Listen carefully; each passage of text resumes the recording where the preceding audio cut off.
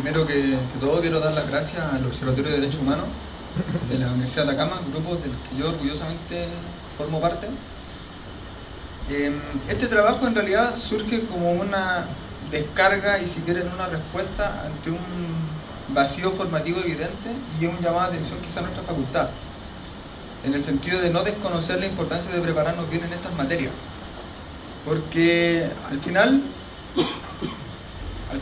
los problemas formativos de nosotros repercuten en la protección de la infancia, porque la realidad es que a nosotros nos toca, cuando hacemos la práctica profesional, lidiar con este tipo de causas.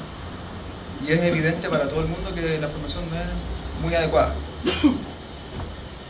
Dicho lo anterior,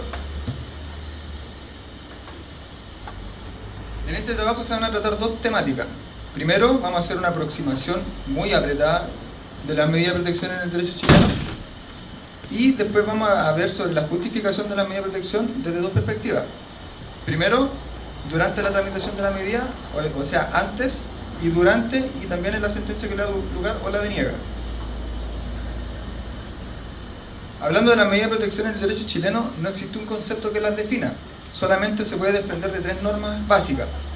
En primer lugar, el artículo 68 de la Ley 19.968, que habla del procedimiento de aplicación de las medidas de protección, señalando como decisión será siempre necesaria cuando se trate de la adopción de medidas que importen separar al niño, niña o adolescente de uno o ambos padres o de quienes lo tengan legalmente bajo su cuidado. También este artículo 68 dice cuál es el procedimiento aplicable a las medidas de protección. El artículo 30 de la Ley 16.618, la mal llamada Ley de Menores, establece cuáles son las medidas de protección que se deben aplicar en el proceso familiar, las cuales son dos. Primero, disponer la concurrencia a programas o acciones de apoyo, reparación u orientación a los menores de edad, sus padres o las personas que lo tengan bajo su cuidado, para enfrentar y superar la situación de crisis en que pudieran encontrarse e impartir las instrucciones pertinentes. Y la otra es disponer el ingreso del menor de edad a un centro de tránsito o distribución, hogar sustituto o en un establecimiento residencial. Si adoptara la medida que se refiere al número 2, el juez preferirá para que asuman provisoriamente el cuidado del menor a sus parientes consanguíneos o a otras personas con las que aquel tenga una relación de confianza. Siempre una confusión frecuente en los procesos de familia, confundir las medidas cautelares del artículo 71 que vamos a ver más adelante con el artículo 30, que no es lo mismo.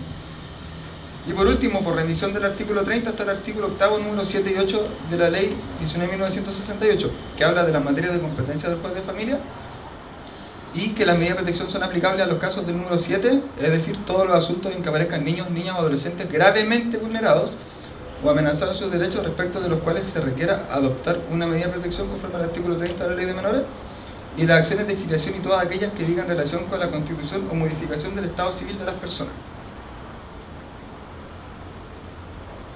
¿Cuándo aplicar una medida de protección? Primero, la hipótesis de procedencia es que los derechos de los niños, niñas o adolescentes estén gravemente vulnerados o amenazados. Acá yo subrayo el concepto de gravedad, porque en realidad cuesta determinar en qué punto se encuentran gravemente amenazados los derechos de los niños o gravemente vulnerados. Sobre todo en el caso de la vulneración efectiva, porque es materia de prueba. No se logran acreditar por completo cuando se abren los procesos proteccionales. Lo mismo con las amenazas. Cuando se dan los indicios para que proceda en el fondo, que el juez pueda fundamentar la gravedad en la amenaza. Cuesta. La finalidad de la medida de protección es la prevención de potenciales vulneraciones y o la reparación del daño efectivamente causado en niños, niñas o adolescentes. Y la obligación del juez en estos casos es resguardar los derechos del niño, atendiendo al interés superior del niño, niña o adolescente como consideración primordial, desprendiéndose esto del artículo 3, párrafo 1 de la Convención sobre los Derechos del Niño y del artículo 16 de la Ley 19.968 que lo consagra a nivel legislativo. Pero la obligación del juez no se limita solamente a considerar el interés superior del niño, sino que también a la fundamentación de las resoluciones que se dicten en este contexto, tanto en la tramitación como en la sentencia definitiva. Cuando yo hablaba al principio de justificar las medidas de protección y hacía una distinción, me refería a las resoluciones dictadas antes de la sentencia definitiva, que dicen en relación principalmente con las medidas cautelares, y las que se dictan en razón de la sentencia.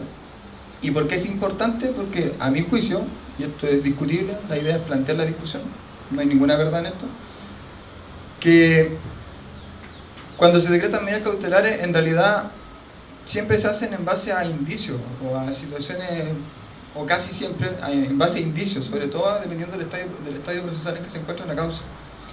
Y la disponibilidad de medios probatorios o de convicciones respecto a la sentencia definitiva es muy variada, muy distinta. Bueno, para la aplicación de medidas cautelares, lo que plantea la primera parte de la discusión, tenemos el artículo 22 de la Ley 19.968 que habla de la potestad cautelar. Y respecto a la potestad cautelar, yo subrayo cuando se refiere a situaciones urgentes, cuando le exige el interés superior del niño, niña o adolescente, que es un concepto sumamente discutible, que daría para otro seminario en realidad, y cuando la inminencia del daño que se trata de evitar lo aconseje. También habla de razones graves y que se pueden llevar a cabo las medidas cautelares innovativas sin notificación de la parte. Eso es bien discutible porque, como vamos a ver más adelante, la aplicación de medidas cautelares innovativas implica realizar un juicio valorativo previo. Y eso es bien interesante porque el juez forma su convicción anticipadamente. Bueno, ahí están las medidas cautelares que se decretan en las medidas de protección, que son medidas cautelares especiales aplicables solo a estas materias. Hay una lista, un catálogo de medidas que son aplicables para estos casos, que sería muy largo comentar. Pero vamos a ver la problemática que surge con las medidas cautelares, lo que comentaba recién. Primero, decretar una medida cautelar implica lo que les decía, un juicio valorativo previo del juez, que incluso puede anticipar el resultado de la medida de protección. Esto no es un misterio, o sea, si un juez abre de oficio una causa y le toca verla después, hay una anticipación de un criterio y que puede determinar el resultado de la misma. Y por eso, según planteo, la fundamentación se basaría en una necesidad de cautela. Pero en realidad resulta complejo dirimir que existen elementos concretos para cautelar eso, para que se acredite la necesidad de cautela y se puedan decretar las medidas en ese sentido. Y va a ser distinto dependiendo en qué estado se pronuncia la cautelar. O sea, no es lo mismo una cautelar iniciada de oficio antes del inicio de la causa que una cautelar en el fondo decretada cuando se han abierto pruebas, cuando han surgido situaciones en el transcurso de la tramitación de la causa, etc. La otra problemática que surge con las medidas cautelares es que la finalidad únicamente es cautelar, no es intervenir, no es trabajar, solamente cautelar. Y el problema que surge es que se confunden con las de las letras C y D de la 19.968 que literalmente dicen lo mismo, pero persiguen finalidades distintas, porque difieren en su objetivo, como decía, solo cautelar, y en sus plazos. El problema que surge acá es que muchas veces se empieza a intervenir y después se verifican los objetivos. Y, por último, la adopción de cautelares de este tenor implica que la empleabilidad de las medidas que se toman como cautelares, así como de las medidas de protección, pueden resultar lesivas. Muchas veces ocurre que se determina la separación de los hijos de los padres, por ejemplo. Y muchas veces la intervención se debe redireccionar hacia la vulneración que produce en el niño la aplicación de la medida. Y ahí es un tema que depende de varios factores, pero en realidad la esencia de la medida puede resultar lesiva en algunos casos. En cuanto a la sentencia definitiva, la obligatoriedad de la justificación vendría dada por la ley en el artículo 75, el cual dice que el juez en la sentencia debe fundamentar la necesidad y conveniencia de la medida adoptada, indicar los objetivos y el tiempo de su duración. La sentencia se pronuncia oralmente una vez terminada la audiencia que corresponda, según sea el caso. El juez deberá explicar claramente a las partes la naturaleza y objetivo de la medida adoptada, su fundamento y duración. Subrayo el tema de fundamentación de la sentencia. ¿Por qué? Porque este sí es el momento en el que se dispone del material probatorio, de los elementos necesarios para crear una convicción, y en definitiva es a lo que se debe arribar cuando se trata de aplicar estas medidas. Muchas veces se aplican en el contexto de la medida cautelar para la confusión literal que hablaba recién, y en realidad no se justificaría. bueno, la ley también obliga siempre a tener en consideración el interés superior del niño y su derecho a ser oído en el proceso. El concepto de interés superior del niño, como decía recién, es muy polémico, es de un desarrollo muy extenso. El concepto no está, digamos, conceptualizado. La Corte Interamericana de Derechos Humanos no ha emitido pronunciamiento respecto al concepto, la Corte Suprema tampoco lo ha emitido, y de hecho pareciera que se deja ambiguamente abierto el concepto para que el juez determine. Eso por lo menos es la sensación que a mí me ha dado cuando he visto algunas resoluciones. El rol del curador ad litem, que también es importante en el tema en cuanto al, digamos, la representación de los intereses del niño y la protección de los mismos, fundamentalmente de acuerdo a lo que dispone el artículo 19 de la ley 19.968.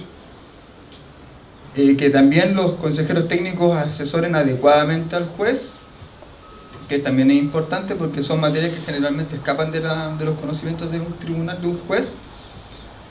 Y por supuesto que en la fundamentación de la sentencia se debe argumentar de qué forma se protege el interés superior del niño, cómo el juez adopta un criterio de ponderación cuando convergen derechos.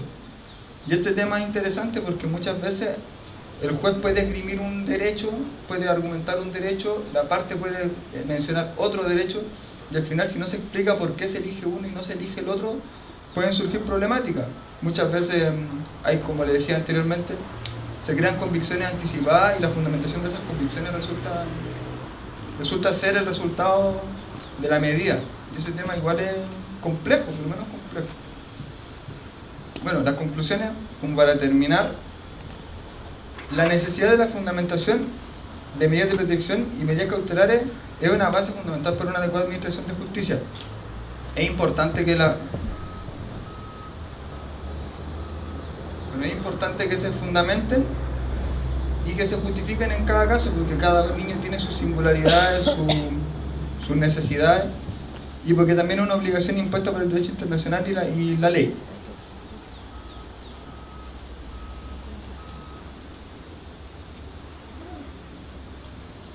En segundo lugar, y lo que en realidad daba como mayor énfasis al principio, es que la adopción de medidas cautelares es un tema bien complejo en Chile.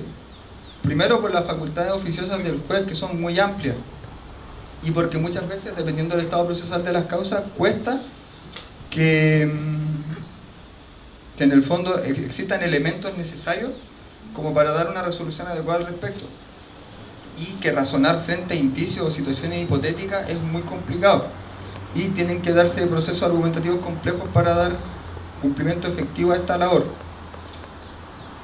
Tercero, en realidad es un tema que muchos conversamos, que la protección de la infancia en Chile es un tema muy olvidado, que debiesen asumirse políticas públicas para robustecer el sistema de protección a la infancia, que deberían revisarse las normas que se están aplicando al respecto, porque son, por ejemplo, la ley de menores del año 67, muy antiguo, y que la protección de los derechos del niño, fundamentalmente en cuanto al proceso y las normas que lo informan, es un tema que debiese ser tomado en consideración por las escuelas de derecho.